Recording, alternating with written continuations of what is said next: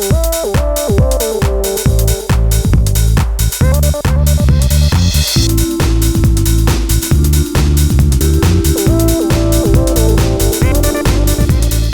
are no risks for brands in social. I thought I told you that before. No. So that's a good question, actually. So actually, when I left Google, I took 2.5 years off to spend some time with my family. And during that time, I tried to not watch any pharmaceutical ads, and I tried to really tune it out. And when Twitter called me and said they wanted to get serious about healthcare, and did I want to come and work there, and I was ready to go back to work, I literally was there for 2 days. I was at my flight school training. We have a lot of bird analogies and bird themes. And somebody started talking to me about this meeting with the FDA, and I was like, oh my God, I was really hoping that I would get through a week maybe without somebody mentioning the FDA to me. And but it didn't happen. And so the good news was they were already involved with Facebook and Google and some other companies in the IAB to talk to the FDA. And I had had many conversations with the FDA when I was at Google, and presented at the social hearings way back when and all of that. So I was familiar with the not the risk so much, but as the lack of guidance that the FDA has given. And so, I mean, I think that that's kind of the bigger issue, which is that I think it's a little overwhelming for the FDA. They're not particularly staffed specifically to address the digital guidelines. And so the companies are left to interpret their print and television guidelines. It's not ideal. And they don't often know what to do, and so they'll try to do the right thing, and then sometimes it might be overkill in terms of all the streaming ISI and everything else, where the what they're doing on TV and in print is much different.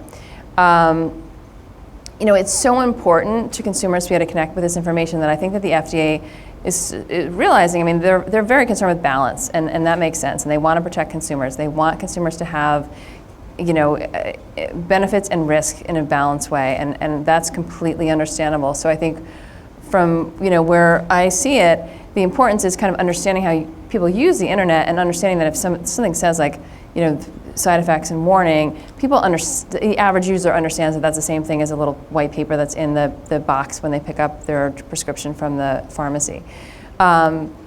Today, though, I think the brands that are on social media and in digital in general are very cautious. And a lot of companies, Twitter included, have really gone out of their way to make sure that the product offering, if you will, of ads are able to help them comply with what they feel they need to do. But I do look forward to the day when the FDA is a little bit more clear and not perhaps platform specific, because technology will change, but just clear in terms of what these companies can do online. That's great. I think we all find that very, very useful guidance. And I'm gonna push you a little bit on this. So I'm hoping you can share with us your perspective on what some brands can do to overcome some of these concerns or some of these risks about how to display potential risk and benefit, essentially. Yeah, I mean, I think with social in particular, right? The big concern has always been, oh my God, what if someone talks back at me? And what do I do if it's an adverse event and I have to report it? And that was always a fear. And we worked with a lot of brands on YouTube, and we would have channels, and we would often shut off the comments because they just did not want people talking to them. And I think that that's starting to change in terms of companies are starting to have a mechanism to report adverse events in a more logical way. It's not uniform across the board. But I think that the companies are realizing that the importance of having that one-on-one dialogue with a patient is, means that, they will talk back to them, and they do want that. And so the benefits, in many ways, will outweigh the risks in terms of you'll report your adverse events if somebody's saying they have an adverse event, and that's part of the reality of technology. At the same time, actually, it's helping with adherence quite a bit, because now we're starting to see people, tweeting to the companies hey, Gilenya, George in your call center helps me so much when I call him because I'm having a bad day and something's going wrong, and I can call him and talk to him about, whatever that might be.